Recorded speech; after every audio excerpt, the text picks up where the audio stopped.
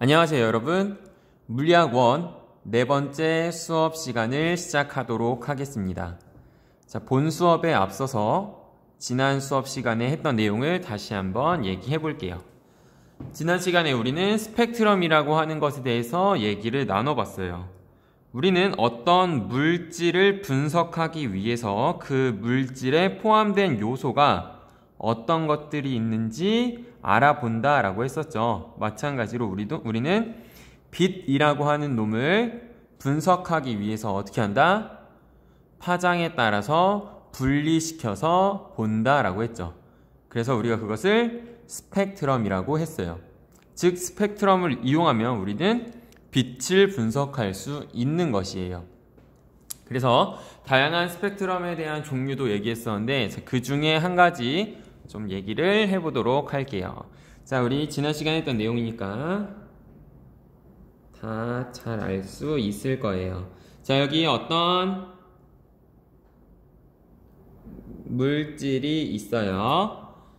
자, 이 물질의 온도를 매우 높게 만들어 줄 거예요. 즉 고온 상태로 만들어 줄 거예요.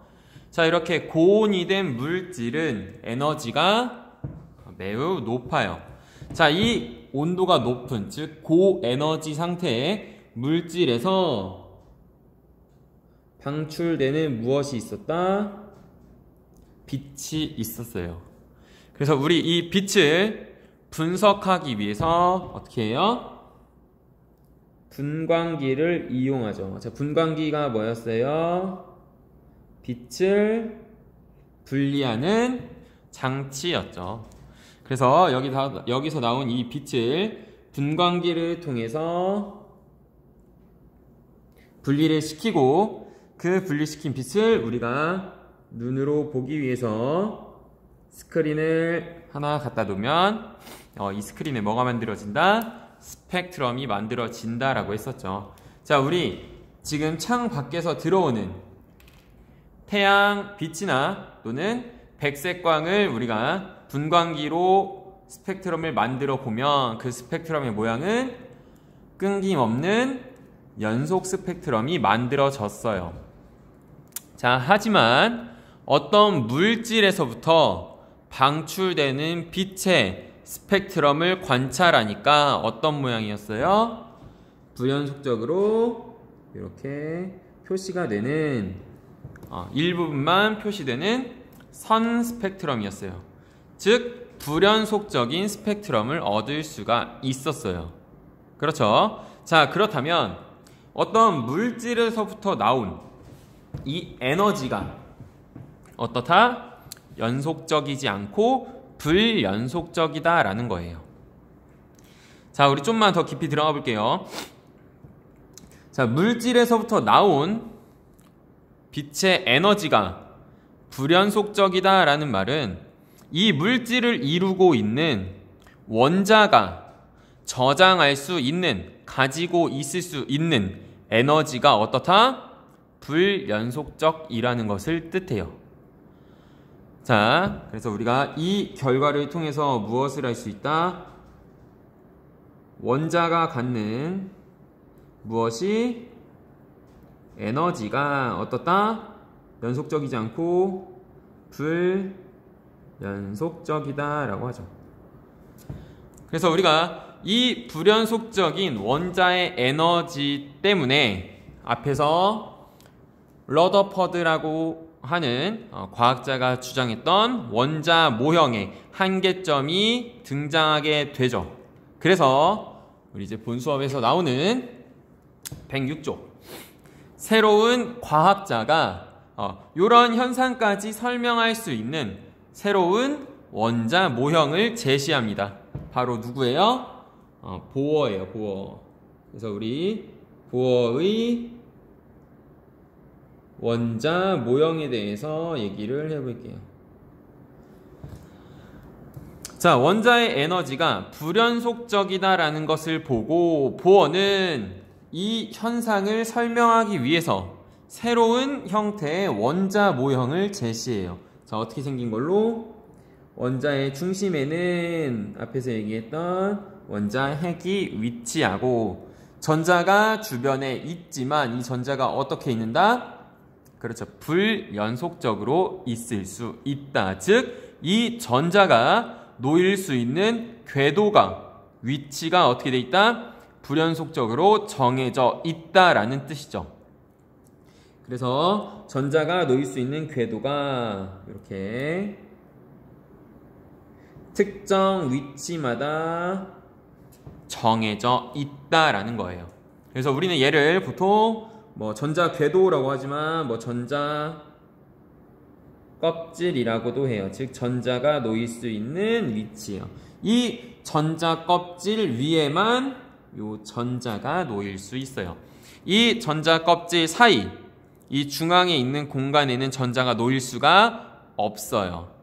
그래야 원자의 에너지가 불연속적으로 표현될 수 있기 때문이에요. 알겠죠? 그래서 우리는 이 전자 껍질을 이제 하나씩 이름을 붙여줄 건데, 보통 핵에 가장 가까이 있는 이 전자 껍질을 우리가 1번이라고 해요. 멀어질수록 2번, 3번에서 1번 껍질, 2번 껍질, 3번 껍질로 얘기를 합니다. 자, 그래서 우리가 이제 보어가 원자 모형으로 제시한 조건은 전자의 위치가 어떻게 돼 있다? 특정한 위치에 정해져 있다라는 거예요. 전자가 놓일 수 있는 궤도가 정해져 있다. 이 궤도가 불연속적으로 있다라는 거고, 그리고 이 전자가 이 껍질 사이를 왔다 갔다 이동할 때 뭐 밑으로 내려갈 수도 있고 위쪽으로 다시 올라갈 수도 있고, 이렇게 에너지 변화가 생기면 그만큼의 에너지를 어떻게 한다? 빛의 형태로 방출한다 또는 흡수한다라는 걸 제시하게 되죠. 자, 그래서 이제 우리가 요거를 이용해서 한 가지 얘기를 다시 한번 해봅시다.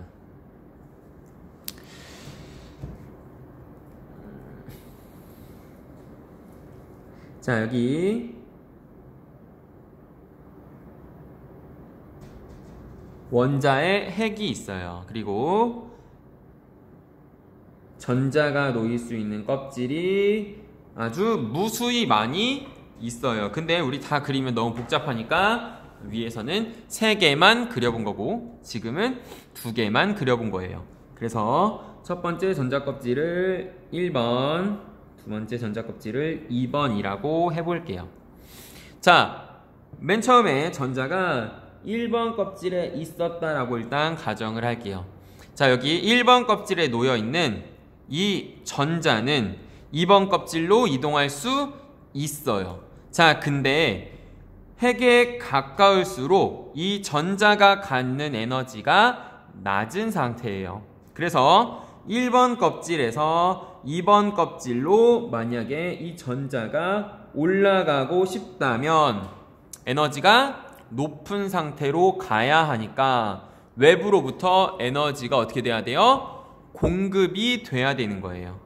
즉 어떤 원자의 에너지가 공급되게 되면 그 공급받은 에너지만큼 여기 있는 전자가 좀 더 위에 있는 껍질로 이동할 수 있다라는 뜻이에요. 자, 이렇게 전자가 전자 껍질 사이를 이동하는 걸 우리는 전이라고 합니다. 자, 다시 바꿔 얘기하면 어떤 전자가 에너지를 얻으면 에너지를 흡수하면 그 흡수한 에너지량만큼 전자는 어떻게 된다? 위쪽으로 위에 있는 껍질로 전이할 수 있다라는 뜻이에요. 자, 그럼 반대인 상황도 있겠죠.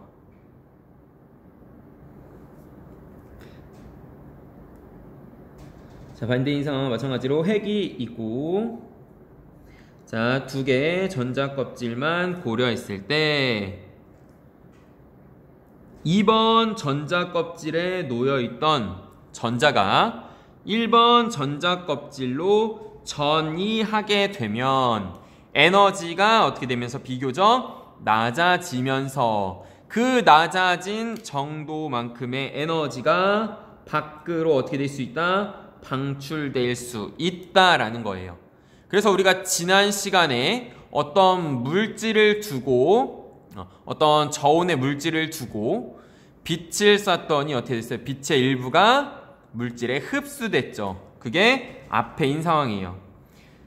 즉 어떤 원자한테 에너지를 공급하니까 그 에너지가 어떻게 돼요? 원자 안에 흡수가 돼서 저번에 스펙트럼의 빈 공간으로 나왔던 거죠. 자, 반면 두 번째 상황은 어떤 상황이에요?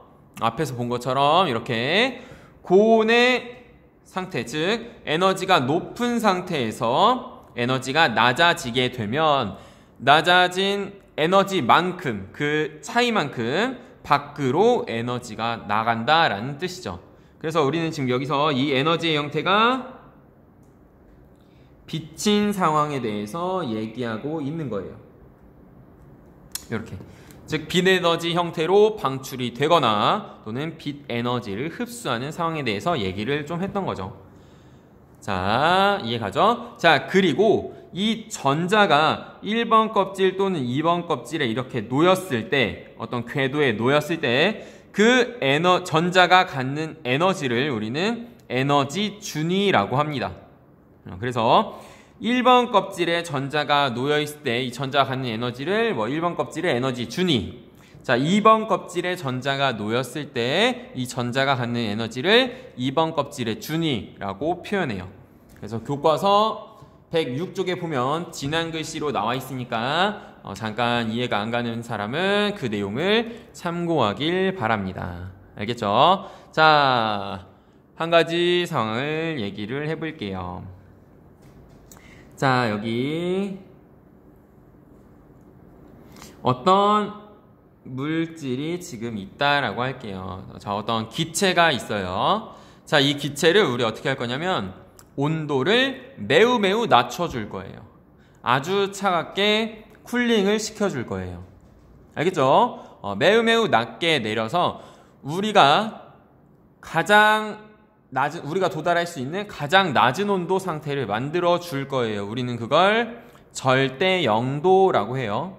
나중에 자세히 배울 거예요. 그래서 어떤 미지의 물질 A의 기체 A의 온도를 어떻게 해주자?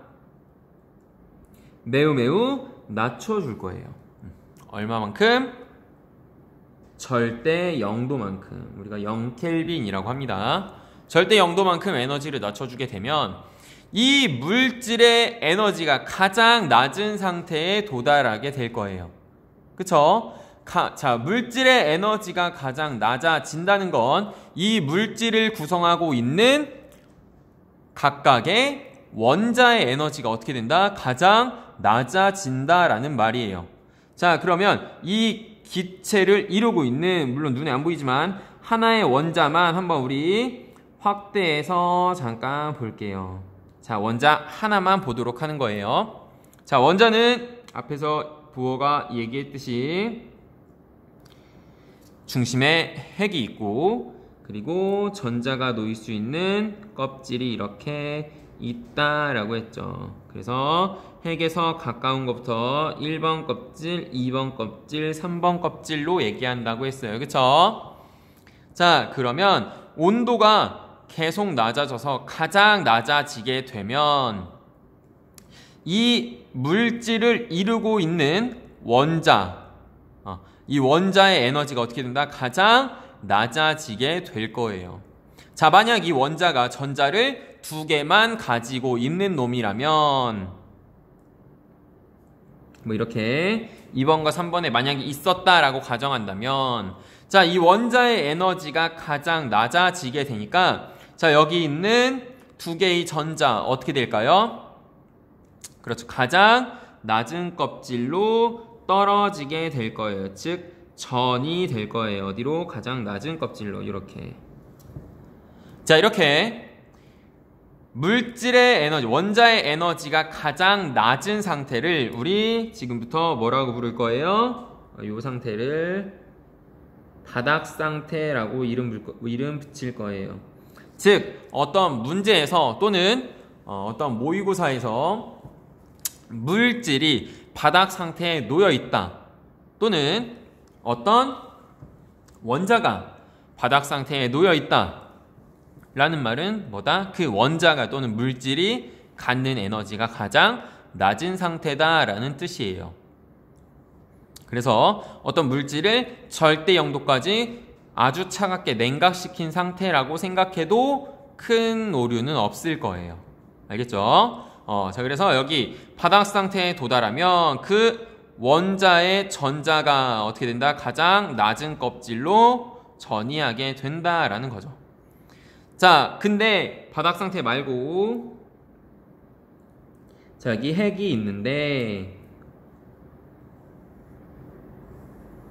자, 마찬가지로 1번 껍질, 2번 껍질, 3번 껍질 있을 때 자, 전자가 이렇게 바닥 상태에 놓여 있었어요. 즉 전자가 가장 낮은 상태에 있었는데 자, 그 중에 누구라도 즉 바닥 상태가 아닌 상태가 된다면 아주 적은 양의 에너지를 얻어서 이 전자가 2번 껍질 또는 3번 껍질로 하나라도 전이가 되어 있는 상태라면 우린 이걸 바닥 상태라고 할 수 없어요.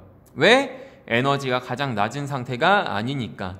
자, 이렇게 에너지가 가장 낮은 상태가 아닌 경우를 우리 들뜬 상태라고 얘기합니다. 들뜬 상태. 자, 이렇게 해서 어떤 물질의 상태를 우리는 바닥 상태 또는 들뜬 상태로 얘기할 수 있어요. 이 내용도 마찬가지로 교과서 106쪽에 진한 글씨로 나와 있으니까 한 번씩 읽어보길 바랍니다. 자, 알겠죠? 자, 다음으로 앞에서 했던 내용들을 조금 더 자세히 한번 알아보도록 합시다. 교과서 107쪽에 있는 가운데 그림을 같이 봐주면 좋을 것 같아요. 자, 먼저 첫 번째 상황을 좀 바라볼게요. 자, 첫 번째 상황은 자, 원자의 중심에 핵이 놓여 있고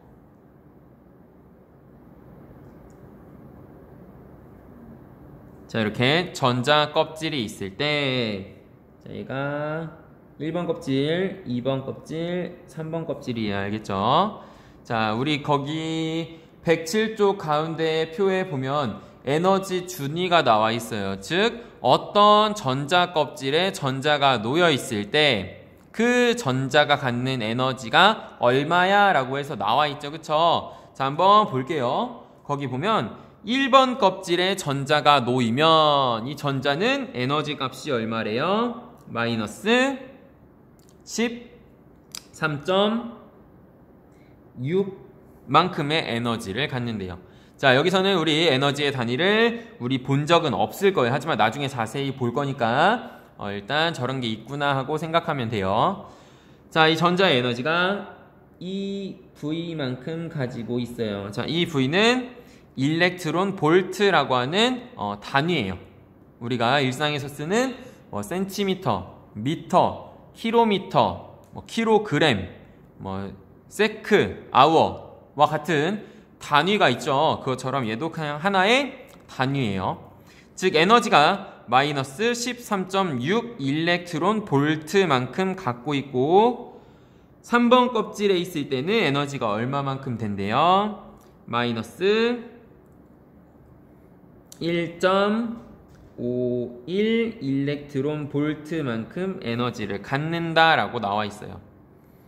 자, 이때 전자가 1번 껍질에 원래 있었는데 요놈이 3번 껍질로 전이한다면, 전이하고 싶다면, 전이하려면 자, 다 같은 표현이에요.